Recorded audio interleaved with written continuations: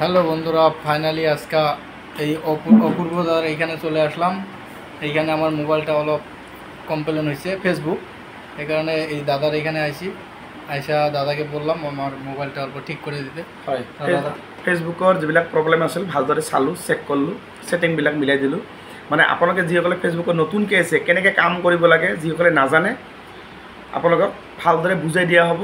লগতে bank setup যদি আপুনি কৰিব পৰা নাই, বেংক ছেটআপটো ফেচবুকৰ লগত লিংক কেনেকৈ কৰিবা। মানে চাওক, মই যিবিলাক কথা কৈছোঁ সেইবিলাক বহুতে নাজানিব পাৰে যে কি কৈ আছোঁ। মানে আপোনালোকে ফেচবুকৰ পৰা ইনকাম কেনেকৈ কৰিব পাৰিবা।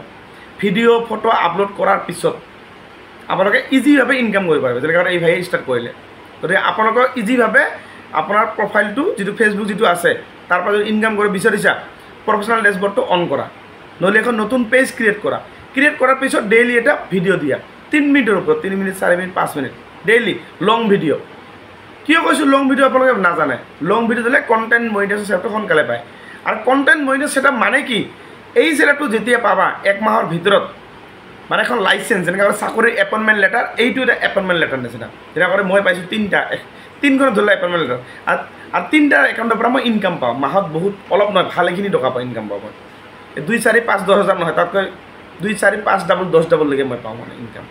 আপোনালোকেও পাৰিব যদি ভালদৰে শিকি লয়। এতিয়া কেনেকৈ শিকিবা? যিসকলে মোক চিনি নাপায়, মোৰ নাম হৈছে অপূৰ্ব নাথ। মোৰ ফেচবুকত 2টা আইডি আছে। অপূৰ্ব নাথে আইডি 2টা নামেই হৈছে অপূৰ্ব নাথ। ফেচবুকত চাৰ্চ কৰিলে গম পাবা।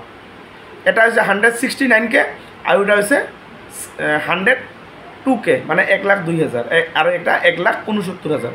আৰু ডেইলিটো মোৰ বাঢ়ি আছে। ডেইলি মোৰ ফলোৱাৰ্ছ এদিনত 1,000, 1,500।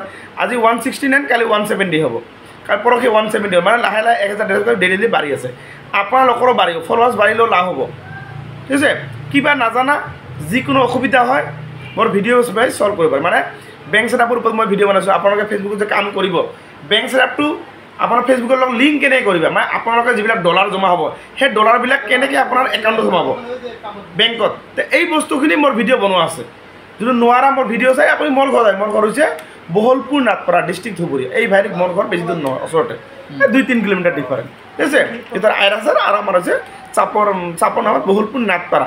নাথপাৰাৰ পৰা হাইৰোড, যিটো হাইৰোডৰ পৰা 5 নম্বৰ ঘৰটো হৈছে মোৰ ঘৰ। যিকোনো সমস্যা হ'লে আহিবা মোৰ ঘৰত। ৰাতিপুৱা অহা টাইম 6 বজা, ৰাতিপুৱা 9টাৰ পৰা সন্ধিয়া 6 বজাৰ ভিতৰত আহিবা। যিকোনো ফেচবুকৰ সমস্যা, ইছ্যু লাগিছে, কপিৰাইট লাগিছে, যিকোনো সমস্যা। লগতে এইফালে আৰু এজন ভাইজান আছে, এইফালে এই ইয়াৰ কামটো কৰি দিয়ক, তোমাৰ বেংকৰ কামটো কৰি দিয়ক না। হয়, এতিয়া কোনো অসুবিধা নাই বৰ্তমান। ঠিক আছে? আৰু যেতিয়া তুমি যেনেকৈ মই ক'লোঁ সেনেকৈ কাম কৰি যোৱা। ঠিক আছে? ঠিক আছে। আৰু কেনেকুৱা লাগিল মোৰ ঘৰত আহি? ভাল লাগিল। দাদাৰ লগত আহিবা, ইয়াতে চব কাম হয় ফেচবুকৰ।